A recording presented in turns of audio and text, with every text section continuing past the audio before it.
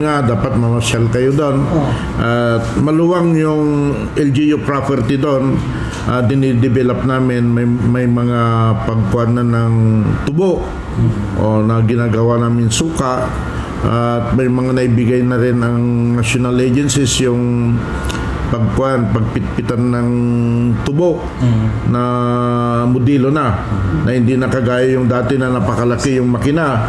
Ngayon napakalit na pero mabilis na pagkuhan ng tubo. May DTI yung nagbigay ng bagong modelong makina. Gawin yung development, yung agritourism namin. At saka nag-extend yung meron kaming extension ng dairy farm doon sa Barangay Butigi. Kasi yung existing na dairy farm ngayon, dalawang kulungan o barn, yung kabila baka, dairy cow, yung kabila dairy buffalo. Dapat daw magkaiba yung kulungan, yung barn magkalayo.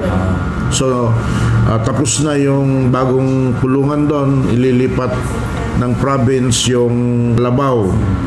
Pinunduhan ni Governor Monmon Gico, almost mabot na ng 20 million, pero maganda yung facility doon. Siguro more than 100 cows na kasi bumili ang province ng 50 milking cows na buntis. Magto 2 years na, nanganak na yung mga baka, kaya maraming gatas everyday. Kasi yung isang baka nagpo-produce ng minimum of 12 liters a day. So, compute mo na yun, yung 50 na lang, maraming volume ng gatas.